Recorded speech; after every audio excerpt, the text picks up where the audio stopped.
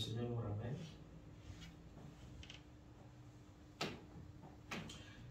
C'est vrai, on pourra parler de fatigue, mais avec Dieu, l'œuvre de Dieu, surtout quand le mariage est comme il était, nous devons servir Dieu le jour prochain. Amen. Nous devons être fiers de ce que nous sommes. Le leadership selon Dieu.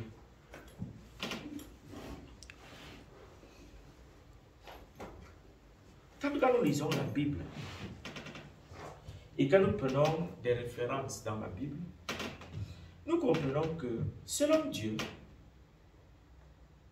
un leader, c'est un influenceur. Un leader, c'est un influenceur. Et quand nous prenons la vie de Moïse, nous regardons que pendant tout son parcours, Moïse était le choix de Dieu, mais Moïse était aussi un influenceur. Quand on regarde Moïse devant Pharaon, on peut comprendre que physiquement, tu pouvais dire que c'était un homme, mais spirituellement, il était possible de faire des grandes choses. Et il avait même déjà gagné dans le monde spirituel. Alors Moïse devant Pharaon avait, par la grâce de Dieu, réussi à modifier, à transformer et à libérer le peuple de Dieu.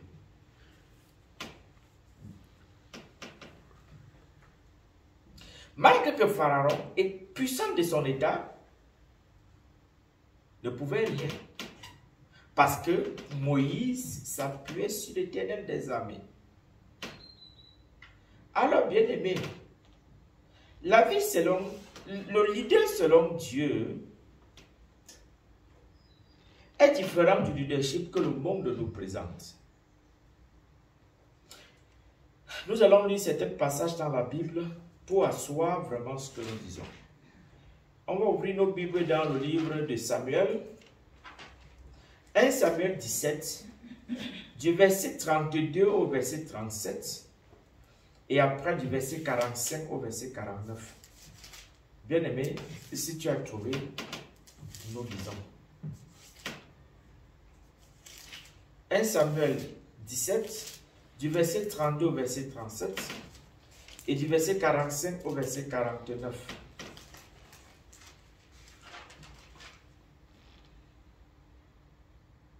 1 Samuel 17 du verset 32-37.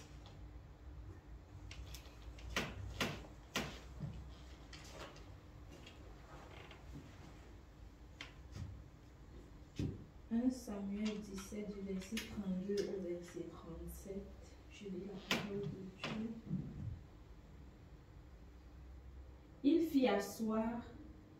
Il fit aussitôt venir David. 32. Qui lui dit, Majesté, personne ne doit perdre courage à cause de ce Philistin. J'irai moi-même me battre contre lui. 33. Non, répondit Saül, tu ne peux pas aller le combattre. Tu n'es qu'un enfant, alors qu'il est soldat depuis sa jeunesse. 34.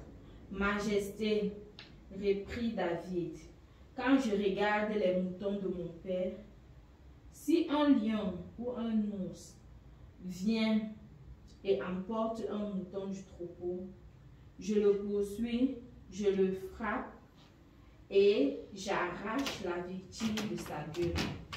S'il se dresse contre moi, je le saisis à la gorge et je le frappe à mort. C'est ainsi que j'ai tué des lions et des ours. Eh bien, je ferai subir le même sort à ce Philistin païen, puisqu'il a insulté l'armée puisqu'il a insulté l'armée du Dieu vivant. 37. Le Seigneur qui m'a protégé des griffes du lion et de l'ours saura aussi me protéger des attaques de ce Philistin. Vas-y donc, répondit Saoul, et que le Seigneur soit avec toi. Amen. Amen. Et ensuite, Le 45 au 47. toi, répondit David, tu viens contre moi avec une épée et une lance et un sabre. Moi, je viens armé du nom du Seigneur de l'univers, le Dieu des troupes d'Israël que tu as insulté. Aujourd'hui même, le Seigneur te livrera en mon pouvoir. Je vais te tuer et te couper la tête. Aujourd'hui même, je donnerai les cadavres des soldats philistins en nourriture aux oiseaux et aux bêtes sauvages. Alors, tous les peuples sauront qu'Israël a un Dieu. Et tous les Israélites ici rassemblés sauront que le Seigneur n'a pas besoin d'épée ni de lance pour donner la victoire. Il est le maître de cette guerre et il va vous livrer en notre pouvoir. Amen. Amen. 47. Oui. Je vais lire encore du 32 là-bas. David dit à Saül que personne ne te décourage. J'irai me battre contre lui. Il parle du Philistin qui défiait l'armée du peuple de Dieu et avait rendu tout le peuple de Dieu craintif. Le peuple de Dieu avait oublié ce que Dieu avait dit. Le peuple de Dieu, ses grands leaders, n'avait plus compris, ne comprenait plus ce que Dieu avait parlé. Dieu avait décrété sur leur vie. Le roi même qui entraînait Saül, qui conduisait tout le peuple de Dieu, s'était trouvé faible. Faible. Il avait peur d'affronter le Philistin. Il avait peur d'affronter le Philistin. Alors le jeune David, jeune de son âge,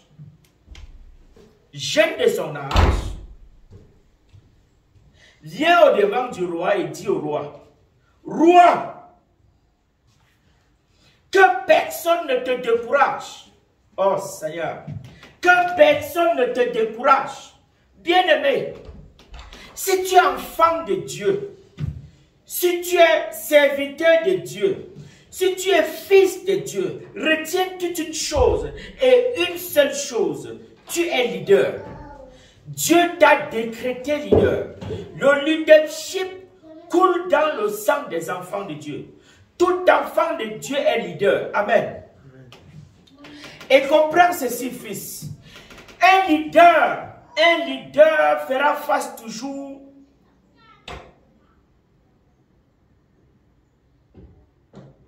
aux difficultés. Un leader fera face toujours aux problèmes.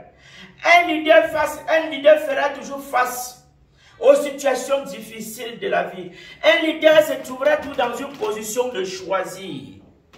Et c'est très important de choisir.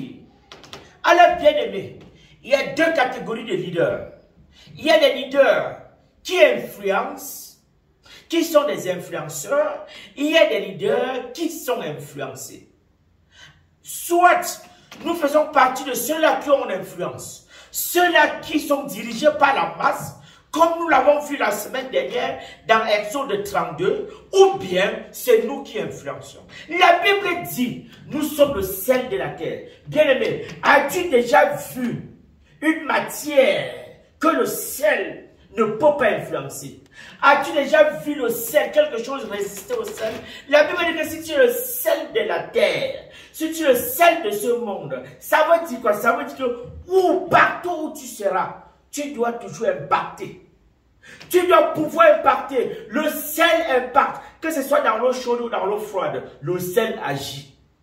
Dans la sauce, le sel agit. Sur ton corps, le sel agit. Sur les métaux, le sel agit. Sur du bois, le sel agit. Même les roues, le sel agit. Le sel agit. Nous sommes le sel de la terre. Qu'est-ce que ça veut dire, le sel de la terre? Ça veut dire que nous impactons, que nous influençons. Alors, si tu reconnais que tu es fils de Dieu, retiens que ça coule dans ton sang. Ces gènes-là, tu le portes parce que tu le prends du Seigneur Jésus-Christ. Tu es une nouvelle créature en Dieu. Tu portes les gènes de Jésus-Christ. Tu es enfant de Dieu. Tu es né de nouveau. Tu as quelque chose que d'autres n'ont pas. Alors, si tu es enfant de Dieu, retiens une seule chose. Tu as de l'influence. Tu as de l'influence. Frères et sœurs, tu es quelqu'un, tu es hors du commun, tu es un être extraordinaire. Et la peur ne fait pas partie de toi. L'enfant de Dieu donne comme il doit vivre, dit comment ça doit se passer. Et sinon, c'est un principe. Si on n'est pas d'accord, il ne fait pas. Et il a de l'impact. Bien-aimé, tu ne seras toujours jamais aimé. On va te rejeter. Ta famille te rejettera. Ta famille va t'ignorer. Bien-aimé, on l'a fait pour Jésus. Jésus est passé par là, frères et sœurs. Jésus est passé par là. Retiens une seule chose. La Bible dit que si tu es enfant de Dieu, si tu es fils de Dieu, retiens ceci. Retiens ceci. On va te fuir, on va t'abandonner, on sera jaloux de toi, on va calomnier sur ton nom, on va chercher à t'abattre, on va chercher à te descendre, on va t'accuser de mauvaises choses. Mais si tu es enfant de Dieu, retiens que tu finiras toujours par remporter. Retiens qu'à la fin, la victoire sera pour toi. Amen.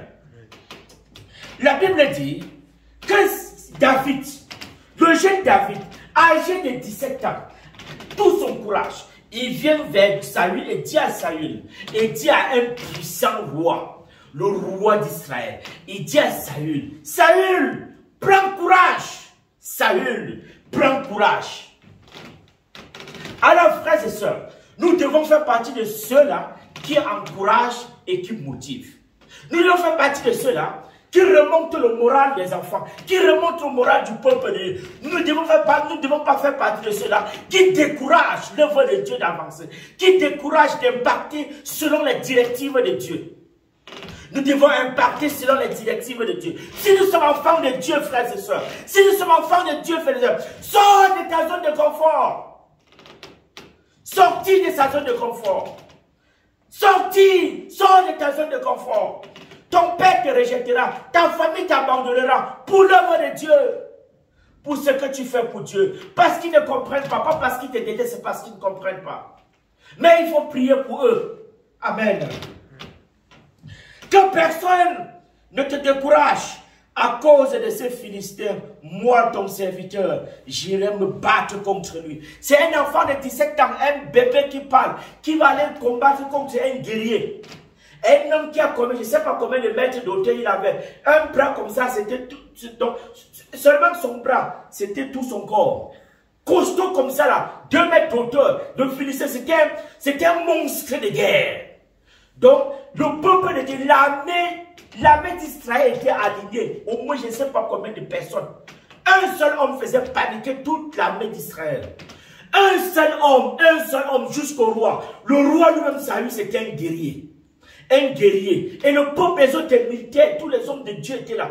Un seul Philistin a fait trembler tout le peuple de Dieu. Mais il y a un seul, un parmi celui qu'on négligeait. Celui que le peuple avait négligé. Celui que ses parents avaient négligé. Saül, face à cette situation, n'avait pas de réponse. Lui-même, il avait paniqué. Il ne parvenait pas à dire oui, il ne parvenait pas à dire non. Aller combattre le Philistin, il n'avait pas le courage. Il n'avait pas le choix, il avait peur. Il s'était senti déjà affaibli quand il voyait le Philistin. Mais la Bible dit, le leader selon Dieu, c'est celui qui s'appuie sur Dieu pour faire n'importe quoi. Celui qui s'appuie sur Dieu pour prendre n'importe quelle décision. Celui qui s'appuie sur Dieu pour déclarer ses paroles. Écoutez ce que David dit, un enfant de 17 ans. Il vient parler à un puissant guerrier. David dit, je relis, que personne ne te décourage, mon roi, à cause de ces Philistins. Moi, David, ton serviteur, j'irai me battre contre lui. Saül dit à David, tu ne peux pas aller te battre contre ces Philistins. Je te garantis, frère, il y en aura toujours ceux qui vont te tirer par derrière sur le chemin de ta destinée. Tous ne comprendront pas que tu es sur le couloir de ta vie. Mais n'acceptez jamais qu'on te tire par derrière. N'acceptez jamais reculer. Parce que David, s'il avait accepté pour un tout petit instant d'écouter Saül, il ne serait jamais entré dans sa destinée. David, de 17 ans qu'il était, les autres étaient des grands guerriers de combat. Saül lui dit, ne pars pas, tu n'es qu'un enfant. Tu ne peux pas aller te combattre avec un homme de guerre. Toute sa vie, c'était que la guerre. Il a tué des milliards de personnes. Tu ne peux pas, son bras, c'est plus de ton poids. Comment peux-tu aller prétendre gagner un homme de guerre?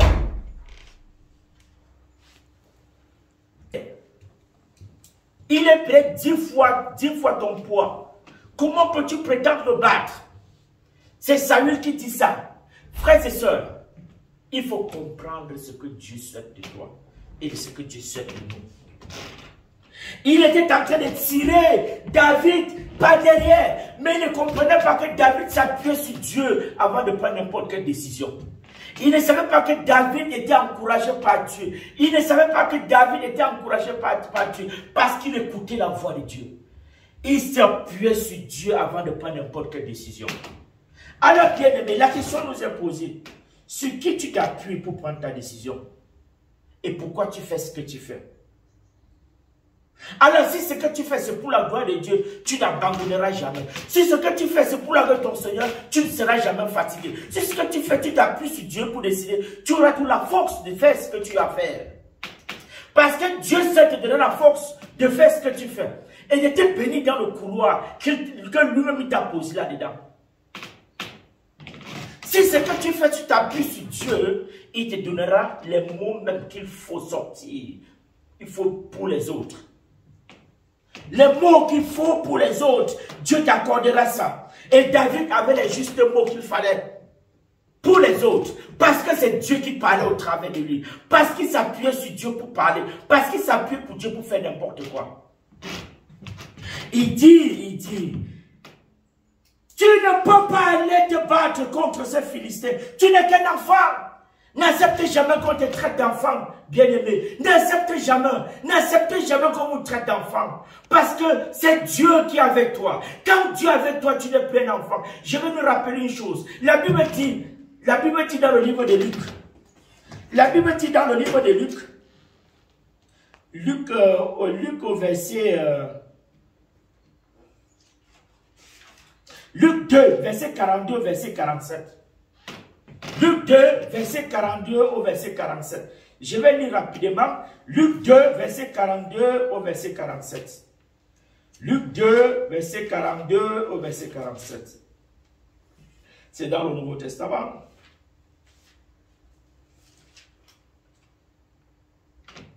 La Bible dit ceci.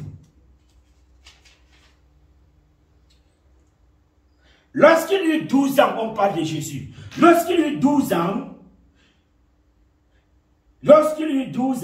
il montait avec lui comme c'était la coutume pour cette fête. Puis, quand la fête fut terminée, il repartit. Mais l'enfant Jésus restait à Jérusalem sans que sa mère et Joseph s'en aperçoivent. Croyant qu'ils étaient avec leurs compagnons de voyage, il fit une journée de chemin. Tout en le cherchant parmi les parents et les connaissances. Mais ils ne le trouvèrent pas et ils retournèrent à Jérusalem pour le chercher. Au bout de 3 jours, ils le trouvèrent dans le temple, assis au milieu des maîtres. Il les écoutait et les interrogea. Tous ceux qui l'entouraient étaient stupéfaits de son intelligence et de ses réponses. Amen. La Bible dit que Jésus a 12 ans. Jésus a 12 ans, pas 17 ans. Jésus a 12 ans. Influençait déjà même son environnement. Pendant ils avaient l'habitude tous les ans de voyager pour aller fêter à Jérusalem. Et ici, et de là où ils vivaient à Jérusalem, c'était un jour de marche. Et pendant qu'ils arrivent là-bas après un jour, ils fêtent comme ils vont fêter. En rentrant, ils ne se sont pas aperçus, se disaient que Jésus était avec ses amis ou bien avec les autres enfants. Ils ont volé jusqu'à la maison. Arrivé là-bas, ils ne n'aperçoivent même pas que Jésus n'était même, ils se rendent compte que Jésus n'était même pas dans le groupe. Ça fait 2 jours déjà. Et ils ne voient pas. Et ils rentrent encore à Jérusalem et ils rencontrent le jeune Jésus assis au temple. La Bible dit que Jésus, à 12 ans, était assis au temple, entouré des docteurs de la loi. Et la Bible dit que, assis au milieu d'eux, et il les interrogeait. Et il les entendait parler. La Bible dit que les docteurs de la loi, les maîtres de la loi, les maîtres de la Torah, les maîtres de la connaissance, étaient impressionnés de ses questions, étaient impressionnés de sa réaction. Écoutez, si Jésus, à l'âge de 12 ans, peut influencer, à 12 ans, il influençait, frères et sœurs. Donc, ne dis jamais que tu es un enfant. Ne dis jamais que tu es petit. Tu peux être petit à tes yeux, mais pas petit aux yeux de Dieu. Amen. Aux yeux de Dieu, tu es un guerrier. Aux yeux de Dieu, tu es un champion. Aux yeux de Dieu, tu es un roi. Aux yeux de Dieu, tu es un président. Aux yeux de Dieu, tu es un homme béni. Aux yeux de Dieu, tu es un homme prospère. Aux yeux de Dieu, tu es un homme qui a de la réussite partout. Au nom puissant de Jésus-Christ. Amen. Amen, amen. Donc, ne te vois pas comme d'autres te voient. Vois-toi comme Dieu te voit. Et alors, Saül dit à Jésus, mais tu n'es qu'un enfant. Tu n'es qu'un enfant. Alors que lui, il est un homme de guerre depuis sa naissance. Écoutez comment on peut, si tu n'es pas assis en Jésus-Christ, on vole ta destinée. Saül dit à David, mais tu n'es qu'un enfant. Tu vas où là? Tu n'es qu'un enfant. Ce mec-là, il est guerrier depuis sa naissance. Tu pars où combattre avec un chef de guerre. Un homme qui est né pour tuer. Il a 2 mètres de hauteur. C'est une muraille devant toi comme ça là. Le bras, c'est 4 fois ton poids. Tu vas combattre seulement l'épée qu'il portait. Tu ne peux pas transmettre. L'épée qu'il portait, c'est plus ton kilo. Tu vas combattre avec ce genre de monsieur-là. C'est ce qu'on lui a dit pour casser le moral. Et c'est ce qu'on nous raconte dans la vie pour nous casser de servir le Seigneur. On te dira que c'est là, les enfants de Dieu, c'est là, ce sont les sectaires, c'est là, ce sont les ceci, c'est là, ce sont des bandits, c'est là, ce sont ceci. Oh, ils ne connaissent pas s'amuser, la vie n'est pas chez eux. On te dira tout ça pour influencer ton destin. On te dira tout ça pour voler la joie de Dieu, la bénédiction que Dieu t'accorde. On te dira toute cette phrase pour te retirer du chemin que Dieu avait tracé pour toi avant que tu ne viennes au monde. On va te faire écouter toutes les phrases. Mais je vais te dire une chose. Si c'est Dieu que tu sers et tu crois profondément à lui, ne te laisse pas influencer. Ne te laisse pas influencer. Appuie-toi sur Dieu. Appuie-toi sur Dieu et réponds comme Dieu souhaite que tu réponds. Avec courage et puissance. Avec force et volonté. Et avec amour. Alors, et voici la réponse de David. Voici la réponse de David. Quand on est en train de la battre, quand on est en train de le démotiver, quand on est en train de le tirer par derrière, quand on est en train de briser tous ses espoirs, il s'appuie sur Dieu. Oh frères et sœurs, il faut savoir compter sur Dieu quand tout le monde t'abandonne, quand ta famille t'abandonne, quand tes amis t'abandonnent, quand on veut te faire reculer. Il faut savoir s'appuyer sur Dieu. Écoutez la réponse de ce jeune petit enfant à l'âge de 17 ans. Écoute, oh Seigneur, nous te bénissons Jésus de nous apporter toujours la résolution. Je te bénis Jésus pour l'éclaircissement. Je te bénis Jésus pour l'ouverture d'esprit. Je te bénis Jésus pour la force et le courage de nous donner toute cette volonté et ce courage de dire, Seigneur, ce qui te plaît, de pouvoir s'exprimer, Seigneur, même quand autour de nous, Seigneur, tout semble ne pas être comme nos yeux souhaiteraient voir. Mais Seigneur, en s'appuyant sur toi, Jésus-Christ, tu nous remontes, Seigneur. Tu nous fais revenir encore en hauteur, Seigneur. Oh, merci pour cette grâce. Merci pour ce courage. Oh, Seigneur, quand les hommes nous montrent autre chose, Seigneur, mais tu nous fais voir ce qui te plaît, Jésus-Christ. Et c'est ce qui te plaît, Seigneur. C'est ce qui te plaît, Seigneur, que nous ferons au nom puissant de Jésus-Christ. Amen. Écoutez, David dit à Saül, oh, Seigneur, quelle force d'humilité. Regardez comment il commence sa phrase. Ton serviteur. Écoutez, oh, Seigneur, quelle sagesse. Écoutez, quelle sagesse. Écoutez, tu es devant un roi. Tu es devant un roi. Lui-même abattu. Il est incapable d'aller combattre. Aucun de ses soldats ne peut combattre. Tout le peuple ne peut pas taper une personne. Un petit enfant dit, je suis petit, mais je vais le battre. Le roi lui dit, tu es jeune, tu ne peux pas le battre. David dit, écoutez, après avoir pris du temps d'écouter vraiment le roi, écoutez la réaction de cet enfant avec plein d'humilité et plein de sagesse. Il commence sa phrase, ton serviteur. Lui, il se dit serviteur de celui qui panique. De celui qui panique, il dit serviteur. Ton serviteur.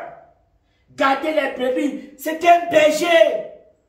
Son père lui-même, le père de David, avait régné David, avait chassé David.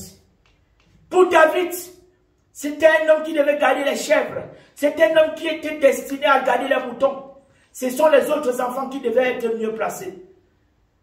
Il dit, ton serviteur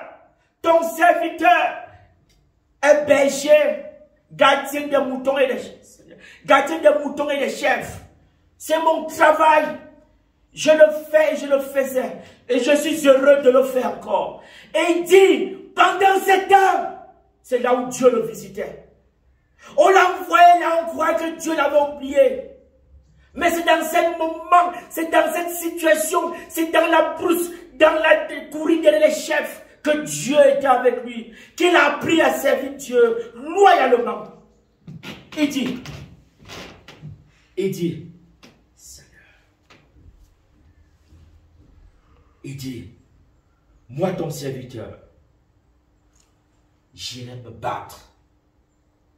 J'irai me battre contre lui, contre Goliath. Saül dit à David, tu ne peux pas aller te battre contre ce Philistin.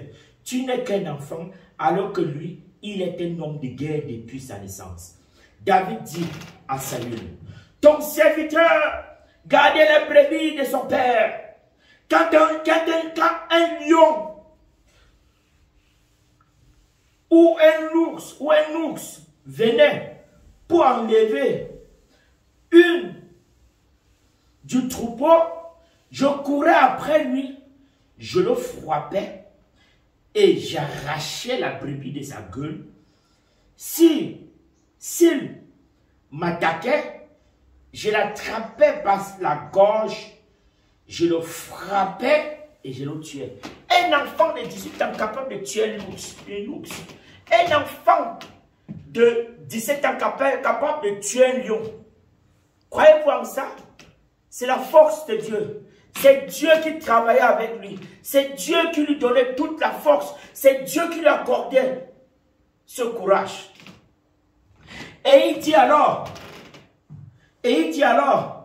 je l'attrapais par la gorge, je le frappais et je le tuais. C'est ainsi que ton serviteur a frappé le lion et l'ours. Et ce sera aussi le sort du Philistin, de cet incirconcis, car il a insulté l'armée du Dieu vivant. David ajouta, l'Éternel m'a délivré.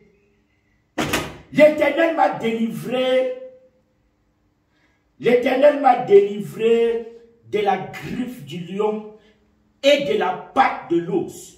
Et je me délivrerai aussi de ces Philistins. Saül dit à David, vas-y. Et vous comprenez ça? Vous comprenez ça? Qu'est-ce que ça veut dire? De son jeune âge, On peut le traiter immature, mais il était plus mature que Saül. Il était plus mature que l'armée de Saül. Il était préparé en guerre. Il était préparé de faire la guerre des années bien avant 17 ans. Parce que Dieu travaille avec lui en brousse. Il était capable de tuer un lion. Il était capable de tuer un ours. Pourquoi? Parce que Dieu était avec lui. Pourquoi? Parce qu'il s'appuyait sur Dieu. Pourquoi? Parce qu'il croyait en Dieu. Il avait un mental. Dieu avait préparé même son mental. Son mental était forgé. Son mental était en bronze. Son mental était puissant. Et après avoir raconté toutes ces histoires-ci à Saül, et il dit à la fin, ça serait ainsi le cas de cet incirconcis qui a tenté défier le peuple de Dieu, qui a tenté d'attaquer, défier l'armée de Dieu, les enfants de Dieu. Le peuple choisi, toi et moi, nous sommes choisis. Tu connais la différence entre David et nous? C'est parce qu'il connaissait son identité. Il savait qui. Il connaissait qui il était en Jésus-Christ. Et la question nous est posée. Connaissons-nous notre position en Jésus-Christ? Est-ce que tu connais qui est Dieu pour toi? Est-ce que tu connais ta position en Dieu? Saül ne connaissait pas sa position en Dieu. Le peuple de Dieu, tous ces Israélites-là ne connaissaient pas qui ils étaient en Dieu.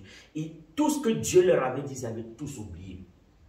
Mais un jeune enfant de 17 ans, dans une situation aussi critique, il n'a pas oublié la parole de Dieu. Il s'est appuyé sur la parole de Dieu pour aller en guerre, pour aller combattre un homme qui combat depuis son enfance.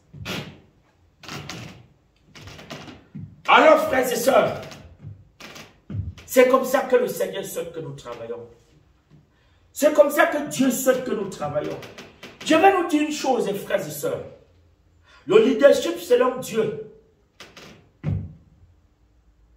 veut dire beaucoup de choses. Veut dire rejet. Oui, on va te rejeter. Sois-en sûr. On te rejettera. Sois-en sûr. Parce que Jésus lui-même, on l'a rejeté. Jésus lui-même, sa famille l'a rejeté. Jésus lui-même, son peuple l'a rejeté. Jésus lui-même, ses frères l'ont rejeté. Ce n'est pas toi qui passeras à côté. Mais ton rejet, frères et sœurs, ça finit toujours par triompher pour la gloire de Dieu. Tu es toujours le gagnant. Tu seras toujours celui qui va triompher à la fin. Parce que Dieu est avec toi. Amen. Tu seras persécuté, frères et sœurs. Oui, la persécution existera. La persécution, on aura. Tu ne peux pas prétendre travailler comme Dieu le souhaite et croire que la vie sera rose. Non. Il faut aller voir Saül. Il fallait voir Saül, voir le chemin par lequel Saül est passé. Le chemin par lequel Saül est passé, il a connu la persécution, frères et sœurs. David a connu la persécution, frères et sœurs. Joseph a connu la persécution, frères et sœurs. Notre Seigneur Jésus-Christ lui-même est passé par là. Alors qui es-tu pour être à l'abri de ça, si tu veux marcher selon Dieu? Frères et sœurs, on parlera mal de toi. On te traitera de tous les mots d'oiseaux. On t'insultera, on crachera sur toi. Parce que tu as accepté vivre selon Dieu. Parce que tu as accepté faire la volonté de Dieu. On dira tout de toi. On t'insultera. Il y en aura. Tu vas vivre tout ça. Mais Dieu avec toi. Prends courage. Il faut certains événements comme ça dans ta vie. Pour que la gloire de Dieu éclate. Oui, un leader sans l'adversité n'est pas un leader. Ce que tu ne fais pas dans le rôle de leadership. Un leader connaît l'adversité. Un leader connaît les combats. Il ne faut pas avoir peur du combat. Il ne faut pas avoir peur du combat. Il faut l'affronter comme Dieu souhaite que tu l'affrontes. On parlera de toi. On va calomnier. On va te calomnier. On va t'insulter. On te dira du n'importe quoi. Pourtant, par amour, tu voulais le faire. Mais les autres vont prendre ça pour chier là-dessus et te dire du n'importe quoi. On va te trahir, frères et sœurs. On a trahi Jésus. Mais qui es-tu? Pourquoi qu'on te trahit à quoi? Si on a trahi Jésus. Oui, on va connaître ça. Mais ça finit toujours par triompher pour la gloire de Dieu. Dieu aime ces choses-là pour qu'on comprenne qui il est. Et ça te permet de grandir encore plus. Ça te permet d'asseoir encore ta relation avec Dieu. Ça va te permettre encore de comprendre que tu dépends de Dieu. Ça va te permettre encore de te rapprocher du Seigneur. Oui, même la jalousie, frère. Les gens seront jaloux de toi. Les gens ne t'aimeront pas. Oui, non, ne crois pas qu'on va t'aimer comme tu souhaites. Non, c'est pas tout le monde qui va être de ton côté. Hein? Oui, oui. Il y en a toujours qui sont jaloux. Et même dans la maison de Dieu, hein, ça existe. Il y en a qui ne voudront même pas que tu augmentes. Il y en a qui vont tout t'appuyer par derrière. C'est-à-dire t'appuyer vers le bas pour que tu ne sortes pas la tête. Et il y en a qui ne voudront pas, ne voudront jamais que tu ailles de l'avant. Il y en a qui ne voudront jamais ton progrès. Oui, ça existe. Mais Dieu te fait. Ton destin n'est pas dans leurs mains. C'est Dieu qui détient le destin de chacun de nous. Et c'est Dieu qui bénit. La bénédiction de Dieu, c'est la bénédiction de Dieu qui bénit. C'est la bénédiction de Dieu qui enrichit. Pas l'homme. Pas l'homme. Même si on dit du n'importe quoi, on t'envoie dans le trou, comme on avait envoyé Joseph, Dieu finira par te faire sortir de là. Dieu finira par te faire sortir de là. Parce que Joseph, ça a 17 ans qu'il est entré en prison. Il a fait 13 ans. 13 ans avant de retrouver la gloire. David, même chose.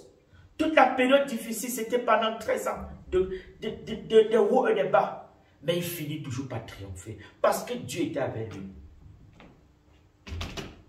Oui, frère. C'est ça la marche avec le Seigneur. C'est ça la marche avec le Seigneur. Est-ce que c'est pour te faire avoir peur? Non. Bien le contraire, frère. C'est pour t'encourager. Parce que même dans la vie, là, le monde là, dehors, là, ce n'est pas facile. C'est la jalousie. C'est la trahison aussi. Tout ça, là, la persécution, c'est de ce côté. L'empoisonnement, c'est aussi de l'autre côté. Tout ça, là, c'est aussi là-bas. Mais c'est que, est-ce que le leader de l'autre côté s'appuie sur Dieu? C'est la question qu'il faut se poser. Nous, enfants de Dieu, nous nous appuyons sur Dieu avant de faire n'importe quoi. Amen.